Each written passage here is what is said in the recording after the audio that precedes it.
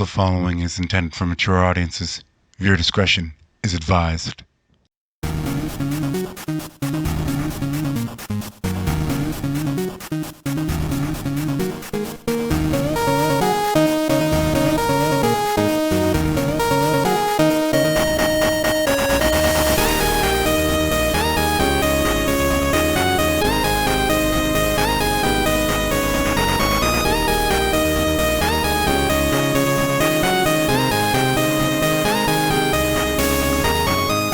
What's up, Deadites? So before we begin, I wanted to give a quick shout out to Dice Storts. It's a gaming channel that I'm a part of, where every Saturday around 6 usually we bring you into the world of Star Wars D6 to play Dice Storts in Danger. On that note, I also have a gaming channel myself that streams usually normal D&D and or Dungeons and Destiny. Do me a favor, hop on both of those channels. Give them some love. Now for your regularly scheduled story. What's up, Deadites? I know it's been a minute, but I've got the creative juices flowing, and I'm working on multiple projects and hopefully releasing them in a less staggering manner. But let's get to the point that you're all here for. Welcome to part 9 of What If Deku Was the Sun, Black Lightning. Last time Izuku was hit with the news that Harley was in a comatose state and showing no signs of waking from said coma. And of course, he also took that it was Joker's fault. Streaks of black lightning could be seen swirling around Izuku, and the power actually fluctuated for a moment. I'm gonna kill him, Damien.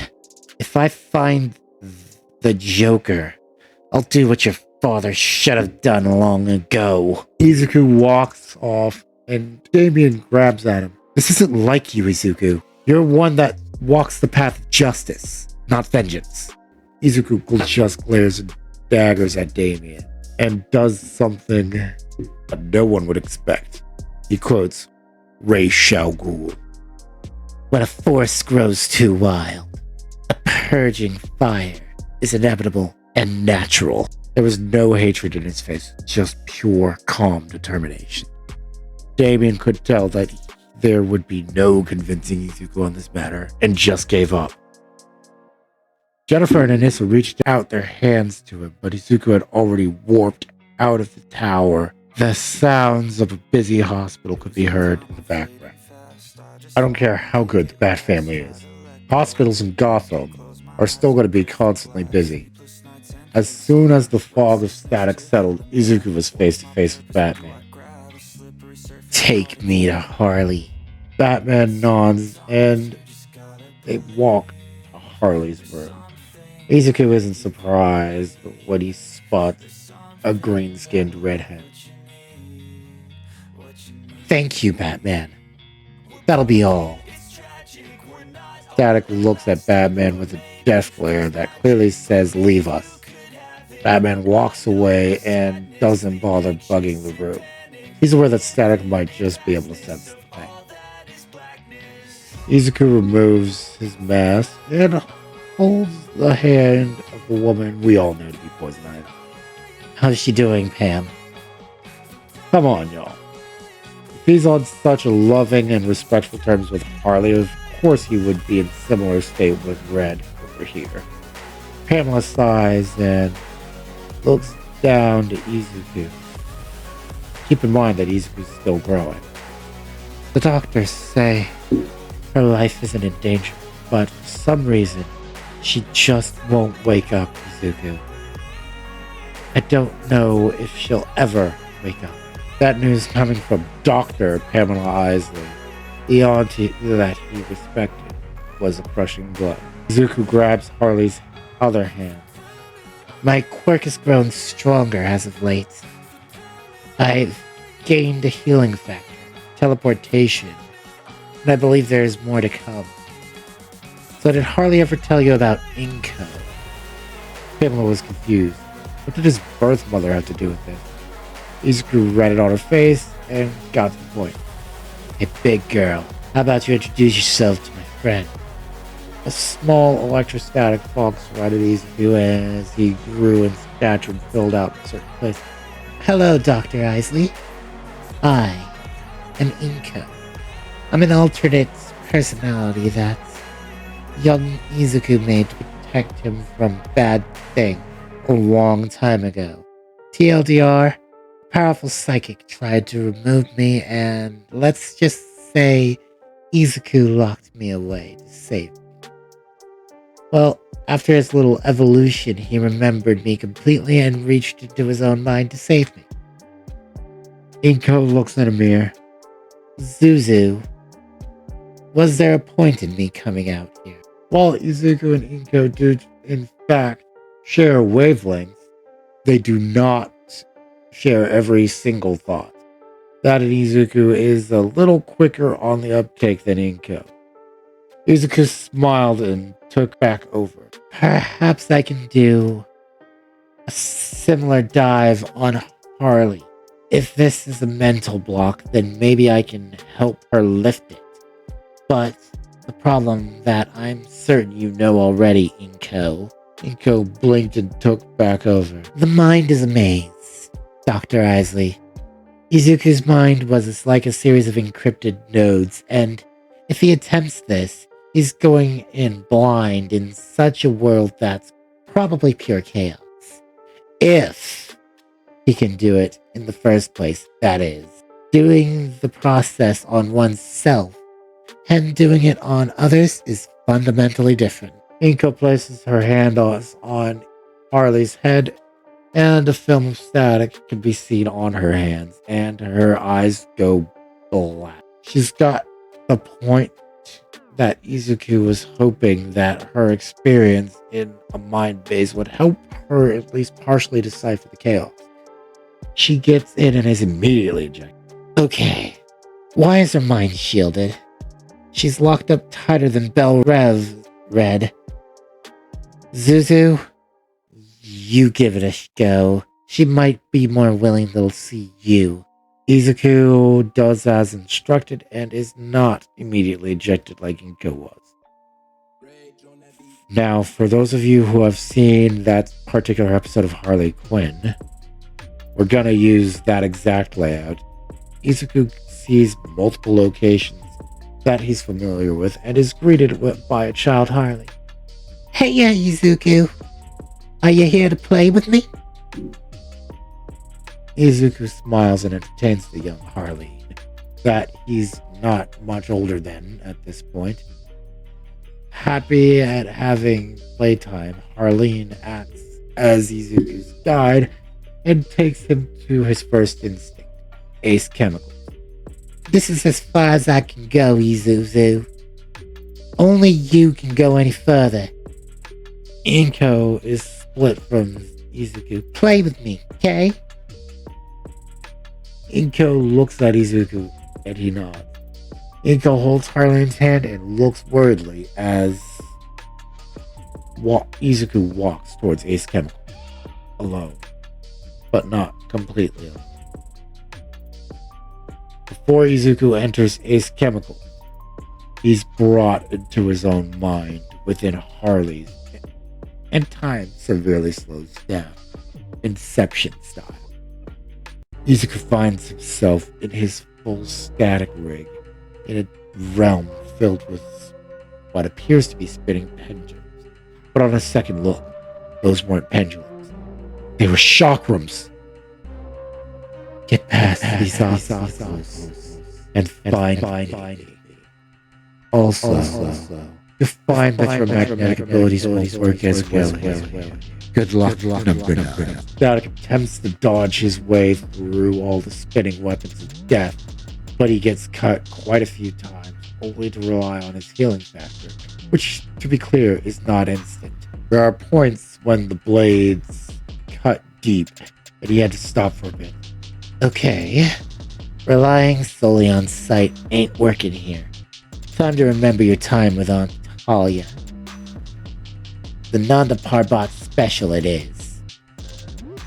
Static grabs the cloth and binds his eyes. The moment he did that, not a single blade hit him.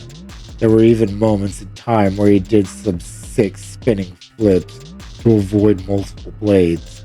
Eventually, Static sensed a biofield that wasn't his, and he reached out with his quirk and grabbed them before they could react. Impressive, Izuku Pierce. The master of the realm claps his hands, and Izuku could feel the blade stop spinning. The danger was gone. Wait, what? A figure stepped out of the shadows. Do you know who I am, Izuku? Before Izuku was a lean man with white hair and 2 crack-like scars on his face. Izuku immediately knew who stood before him. Shinomori Hikage-senpai.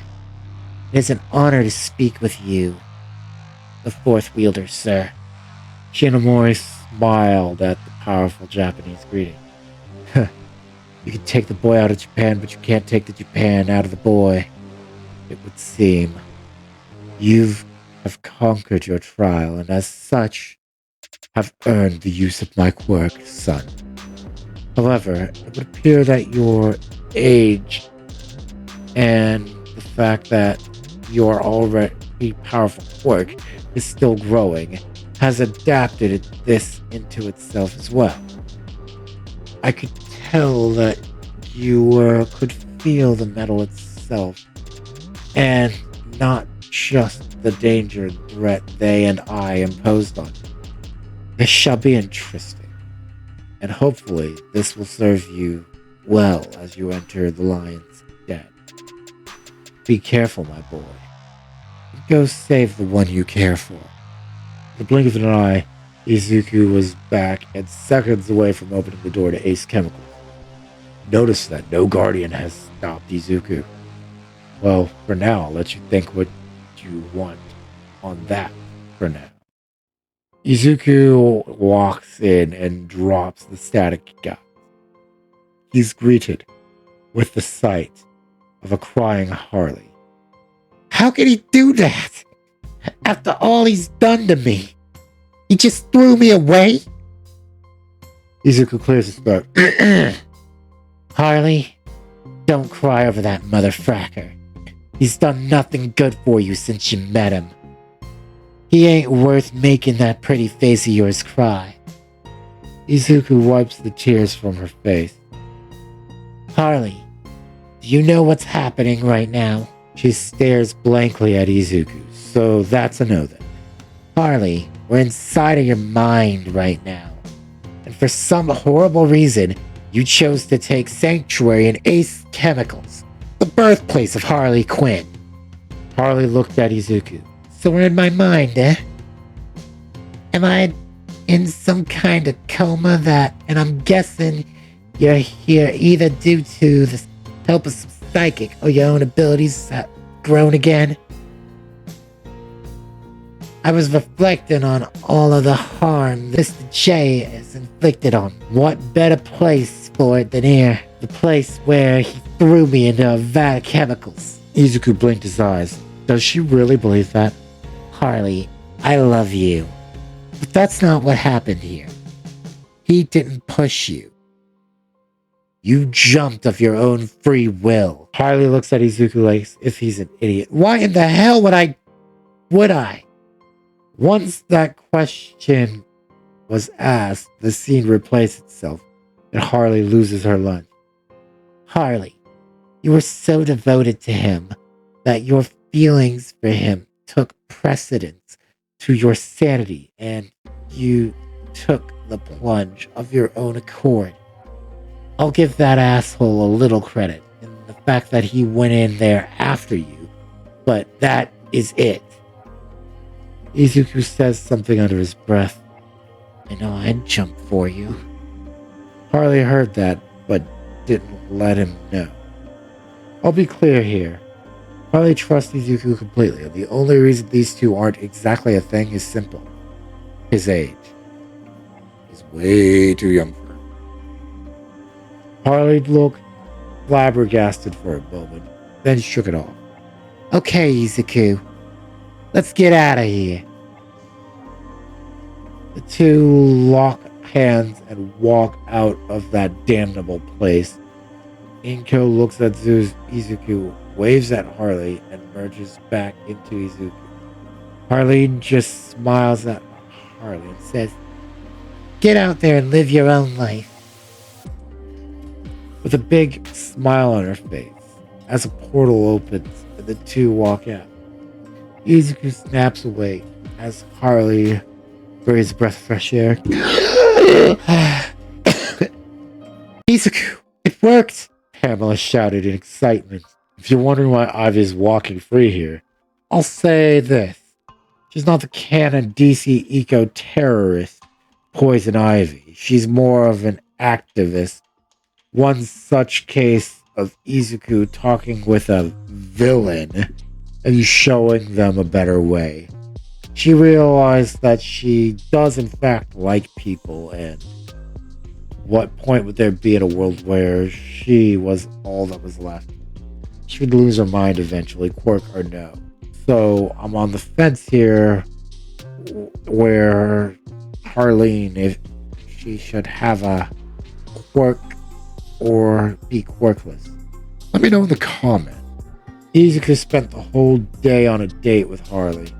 They went shopping, saw a movie, and even went bowling. Harley would make a point of remembering what little Harleen said and live to be herself and not just an attachment to the Joker. But Izuku's resolve to end the Joker was still resolute. If you like that, United States has smashed that like button. Let's go full calling on the notification icon. Ring that bell, baby. And of course, don't forget to go plus ultra on the subscribe if you're not. Now rest easy, Deadites. And remember, The night is ours.